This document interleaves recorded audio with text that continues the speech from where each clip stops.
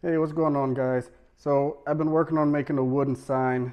I've been using this Titebond Ultimate Wood Glue. This is 2 layers of 1/4 inch wood that I cut with my laser cutter, and I just glued them together. I mean, the bond is super tight there, and this stuff is super easy to use.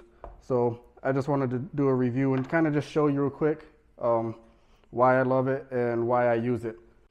Okay, so here we are, a little up close look, and I'm just going to do an actual demonstration right now. I just take Q-tips and kind of spread it up on my surface.